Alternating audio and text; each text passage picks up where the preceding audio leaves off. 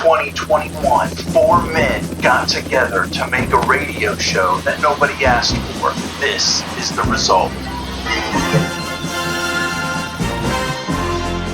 Welcome to Broad Street Radio. I'm Michael Morris with my friend and lawyer, Scott Briley. Scott, how are you? I am great, Michael. And again, I am an attorney, but not your attorney. Okay. But thank you for saying that. But we are friends. You're right. That part's debatable because I didn't know that you weren't really my lawyer. Yeah. How many times do I call you legal questions, by the way? I would say bi-weekly. Is that fair? Is that a legal way to say it? Bi-weekly? Bi-weekly. Yeah. So I will say this. I called you about a piece of autographed memorabilia. Yes. And I was at a fancy establishment here, Skyline Chili. Mm-hmm. And what was your response to me? What term did you use that you didn't need to use when I'm at a Skyline? You know, the fact that I just said you needed provenance to make sure that something was actually what it was. You were asking me about a signature. I just said that is what I'm ordering a bowl of hot dogs covered in chili and you're using provenance to me. Mm-hmm. At least we didn't go to in absentia or something. I think we should use that in more often. Actually. I do too. I think there's a lot of words. Jonathan is in absentia, isn't he? Because there was no time to record him. So he just literally in and out. Well, I'm amazed you remembered me from, when I used to do Broad Street Radio. I think we should point this out. You were one of the original old heads on this show. I had the little head. Yeah, I was one of those. But did you remove yourself? Oh no, I guess. Are you retired? saying that we fired you from the show? I feel like I got fired, but no. I think I think I retired. Partially. Before you got a chance to be fired, you removed yourself. Yes. Okay. Because I was really. That seems fair.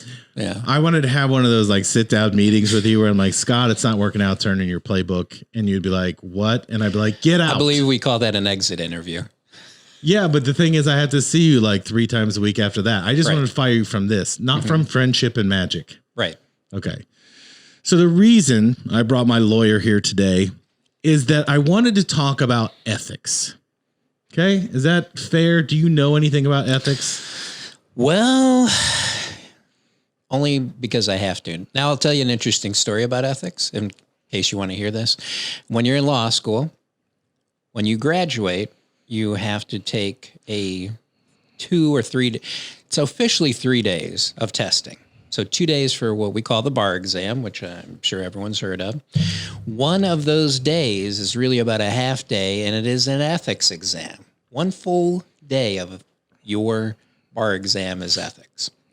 So here's how you pass the ethics exam. I thought this was fascinating because, I'm studying really hard trying to figure out what ethics is and how to be ethical.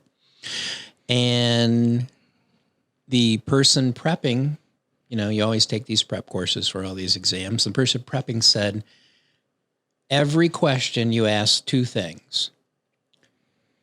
Are you able to testify and rat out your friends?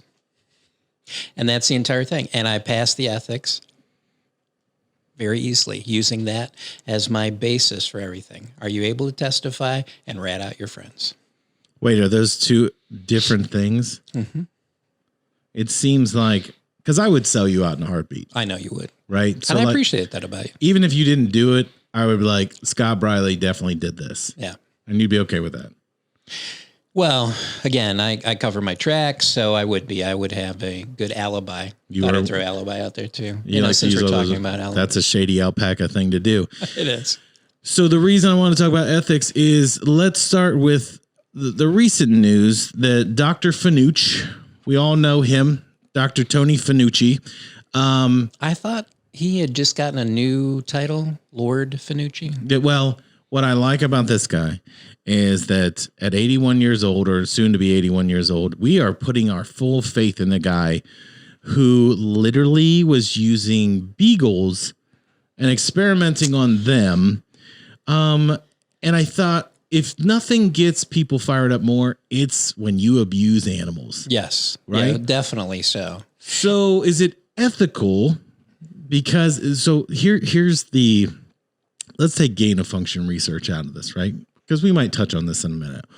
But is it ethical because you can say, well, the laws in another country don't fit what happens here, so it's different because it's over there, right? It's over in China. We can actually say that now because these experiments took place over there. Took place at the Wuhan lab. Yeah. So is it ethical for me to turn my back on it, even though I know this is what we're trying to do and these are the test subjects we're doing this with? Well, and of course, the argument goes into, well, we allowed it for, testing on animals for cosmetics and every food and dye that we have, everything that could have been, medicine. But we don't do that now. We try not to. That's banned. Pretty much been banned.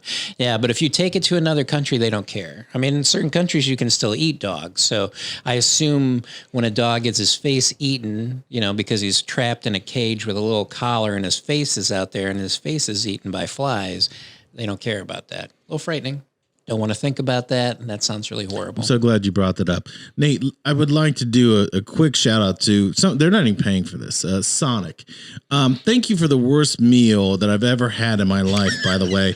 I'm so glad when you were talking about things eating your face. This is what I just want to point this out. Sonic, you are the absolute worst place to ever get food. And I hope that you go out of business or burn down while you're filling those orders. Anyway, back to this. If you could put the Sonic logo, I want people to understand who we're talking about.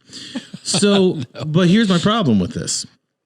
We think the American public doesn't understand that this is what we were doing to dogs. They were leaving these beagles in a cage out in the desert overnight, and they picked beagles because beagles are the most trusting, loyal dog breed you can have. So they literally are trusting that you're not going to do anything wrong to them, and they obey. And recently, in the last few years, a beagle has won the Westminster Dog Show for the first time in history. I thought you'd need to know that. This is why I bring you in here for this kind of hard-hitting conversation. Yeah. I want to make sure you got the real backgrounds of beagles. Yeah. Well, now I'm going to Google this. I can't do it because we're doing a show, but I want to make sure that this is legit, what you just said. By the way, Nate, is there a disclaimer for what he said about Sonic? Because we could put one in. First of all, I have the pictures. Nate, I'm going to send you the pictures. Put the pictures of this dog shit food they gave us. But here's what they did do. I'd like to say, not as an attorney for Broad Street Radio, but that Broad Street Radio does not condone or endorse any of the opinions expressed herein. Of the person hosting it? How can you even do? You can't do that to me. I think I just did, didn't I, Nate? He's not a. Who are you? He's not a lawyer, and you're not a judge on this show. So, but I am going to give you the pictures, and I would like you to put that in. Here's the reason I was mad at Sonic. I write to corporate. I never do this. I write to the corporate thing, and they said they will give me a medium fry as long as I buy something else for free. So again. Stop getting us off track with Sonic. Okay. Sonic blows. Okay. So, back to Beagles. Back to the Beagles. But so then they were talking. I think this is the one thing you can't do in America is you can't torture animals. Right. I mean, as far as people's moral obligation, they're going to see a problem with people are way better about people being tortured than they are about animals being tortured. Nobody cared about what's going on in Afghanistan when we were running out of bombs, which is a true thing. We drone strike them so much during the Obama era, we ran out of bombs. Nobody cared because you don't think about that it's hitting schools and neighborhoods and all that. Or even napalm. But we're at war. Yeah. We're not at war with animals. Correct. Right. But that story is getting suppressed. And I still think that now they want to ask questions to Dr. Fauci about this, and he doesn't want to answer them. Isn't his ethical job as a medical professional that he has to answer for this? I would agree. The funny thing about anything like that, though, is that's going to be that standard of, we do this to increase the betterment of humanity. That's going to be the argument, of course. And now you're choosing between humans and animals. Now, again, I would say in the U.S., we choose animals many times over humans. So. Oh, I would 10 times over. I know you would. You are. I would say you are a dog fan, if nothing else. I'm not a people person. Yeah. That's why we're doing this one-on-one, because if we had one other person in here, I wouldn't even talk to them. You might have to jump over the table and kill them. Oh, my God. Let me just tell you, it's been a day. Yeah. So let's get off of that piece there on the ethical side. Let's go further into the people that are promoting Dr. Fauci as a saint. Like they had a candle, a Saint Fauci candle. Yes, they did. So do you find it that the information that's getting out on news outlets, like the suppression of, say, the conservative side of the opinion on Twitter and all these other things, especially in Facebook, right? So again, you weren't here. I think I told you this. I got banned for the 4th time this year on Facebook for something that was from last year. But other people are allowed to put whatever ugly opinions they want out there, right? Well, the news media is also taking sides. It's not ethical, correct, for a news media to take a side. Well, you do have, the New York Times basically coming out and saying, we don't need any both-siderism. Now, I want to know, first off, is siderism an actual word? Because I will argue not. But we don't need both sides to a story anymore. There aren't two sides. In fact, when I went to school, and obviously was not a journalist major, but I would say that we were taught there are many sides to a story. There is your truth, the other person's truth, and somewhere in the middle is probably the actual truth, because everyone's going to color everything that they do at some point or another with what they think and what their opinion wants to be. Now we've gotten to a point where every opinion out there is important. And I'm not saying we shouldn't listen to people. I am saying, however, that not everybody's opinion on everything's important. Now, we put Lord Fauci into this high place, but the medical community has one thing to do, I think, and that is inform us of issues and what could be the best for us. At that point, we all have to make decisions based on our either lack of understanding or our extra understanding. I don't understand how doctors, both from Princeton, Stanford, all big schools, half of them will say masks aren't necessary. And the other half will say you absolutely need masks. And Fauci's out there, mask, have 12, have 17. I don't know how many we're supposed to wear right now, but it's a lot. I'm wearing 9, just not on my face. Yeah, it's a lot of masks. And I think the medical community has proven over and over that is just not the case. But some will still argue the opposite side. If you're in the medical field, and my wife happens to be in the medical field. I've met her. She's not nice. No, she will tell you that after every use of that mask, it needs to be thrown away. How many people are throwing away their mask? I've been wearing the same mask for like 20 straight months. Exactly. I'm not washing it either. The only ones that are actually going to prevent germs are something called an N95. Everyone's kind of heard this. They don't want you to use those because we need them for the medical professionals, which is absolutely true. They should be for that. Even the medical professionals have to have them fitted to their face, and they're good for one use. So the fact that we put a piece of toilet paper over our face with all kinds of gaps in it, and then all of a sudden we tell everybody, this is going to protect you from COVID, that is a lie. And I think anyone with common sense, and I agree that's a dirty word in America right now, common sense, you have to be able to look at it and say, okay, I want to be vaccinated. This other person does not want to be vaccinated. I can take that risk if I want with that person. Do I want to stand 6 feet or 4 feet away and talk to that person, or do I not want to? That's the beauty of America. I think we have to be able to do this. I think we have to be able to tell people, you need to make your own risk assessments. I drive a lot of miles every year. And very fast at all times. That is untrue. That is not. If the State Highway Patrol is watching this, he is constantly going 85 miles an hour. School zones, doesn't matter. Service announcement. I like to obey all proper traffic and Remember when we talked about ethics? You're lying right now. Never. I've seen it. We've all seen it. I am always going to be able to testify, and I'm always going to be able to, You are one dirt ramp away from being one of the Duke boys when you're driving around. Wow. Okay. Does that make you the sheriff there? You calling me fat? Oh, you're calling me dumb. Sorry, I was thinking of Boss Hog. Yeah. That makes me that makes me the dog. Mm-hmm. That show fell apart when they had that assistant deputy. Yes. I'm so glad that you brought up the whole vaccination status, because now we have an enemy. The media has an enemy, and it's Kyrie Irving. Mm-hmm. We're attacking a guy who literally is saying, I'll just sit it out and it'll cost me it'll cost him around $15 million not to play because he has a guaranteed contract. But the extension he could sign is another $189 to $200 million. He's putting himself at risk, and he's willing to sit it out. Mm-hmm. Your take on that, the way I look at it, Kyrie Irving, growing up a Boston Celtics fan, I was so happy when they got him. And everything was a pain. He's just a pain in the ass. However, taking this stance, he didn't say if he was going to get vaccinated, if he wasn't going to get vaccinated. He just said, it's my personal choice. And media outlets are attacking him. If you get on Twitter, which is the worst place in the world to ever look for an opinion. You know me, I'm not on any social media. I know. Well, that just tells me you've committed a crime and don't want to be found. But when I'm looking at people attacking a guy over something like this, I just find it odd that he's become this, without saying a word, this voice of the voiceless is what they're saying he is, right? Again, why are we taking sides on this? It's his personal stance. Choice. Yeah. But again, is it ethical to attack? You have CNN, which is I thought CNN was only in the airport when I was a kid because I didn't realize anybody actually watched this.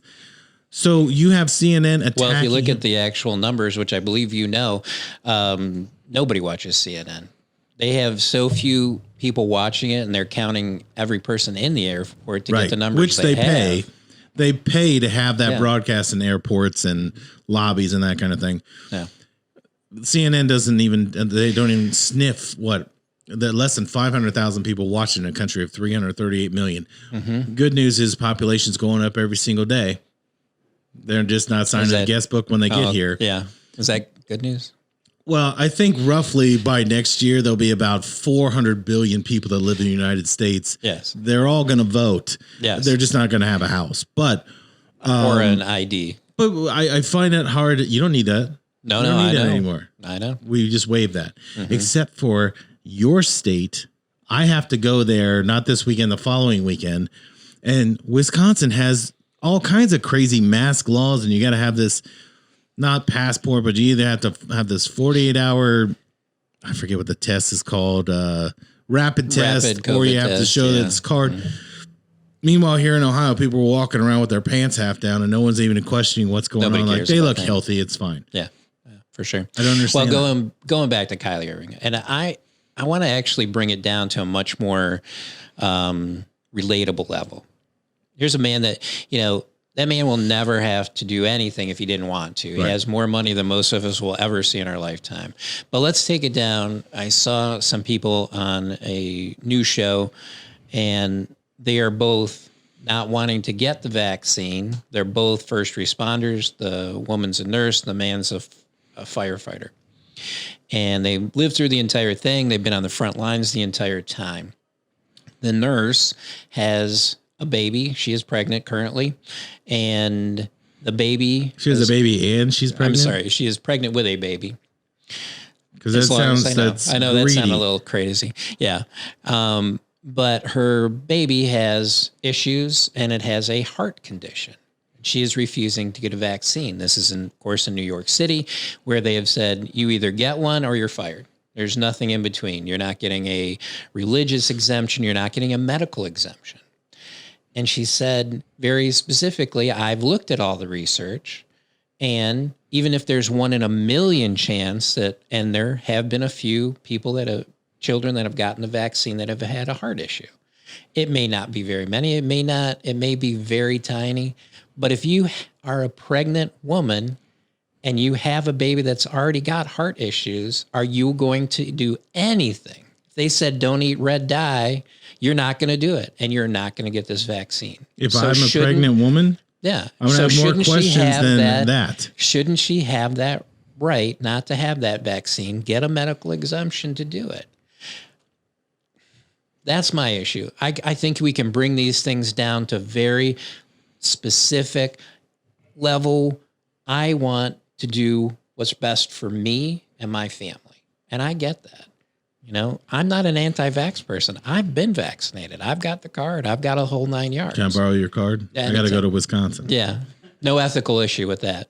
Not if I don't say it on the show. No one will know. Well, there's no picture. You just have to pretend you're me. And again, you're not I'm an attorney. You're not an attorney, and I'm not your attorney. Let me tell you what there are pictures of. My meal from Sonic, and that's going to be in this episode. Is that going to be there, Nate? No. God. Okay. Anyway.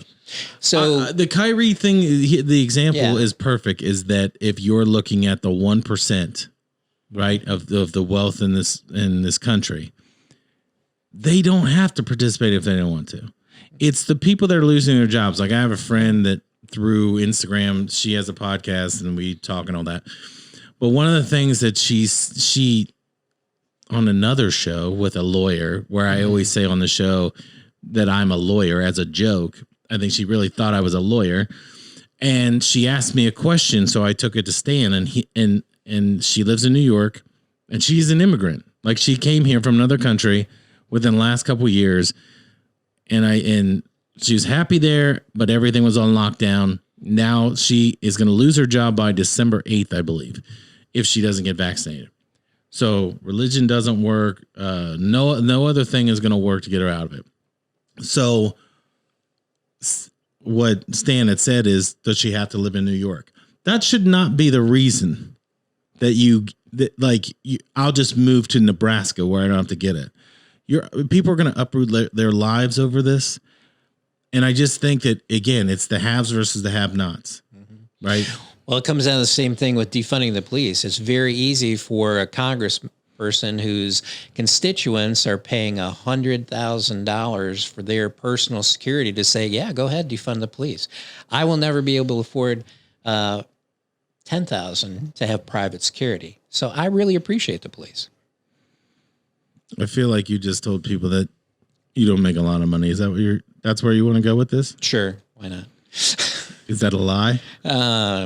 I'm fine. The next time you come in, if we ever have you in again, you should bring your W-2. Okay, fair enough. And then we can go over it. Then we can go line by line, make sure I'm paying enough in taxes. Yes. You're not going to believe this, but we run out of time. You've been around enough times to know how quick this goes. It does go fast, and I appreciate it. It was a lot of fun. Yeah, you're not coming back. But, I know. And are we still friends, though? Debatable. Okay. What I will say is it was good to have you back because you haven't been on what is this, show 28 or 29? You haven't been back in 20-some shows. How did it feel? Did it feel really like riding did it feel like riding a bike? But one of those really big bikes from like the 1800s like with Pee-wee the giant Herman? Front wheel. Oh, yeah. You know what I'm talking about? With the little wheel in the back? The tiny wheel in the back. That's what it felt like. Yeah. Well, just so you know. And my butt hurts a little. When that's from something else. But I will say this. When I had you on the show in the beginning, you did feel like the third wheel. That's going to be it for Broad Street Radio. We'll see you next week.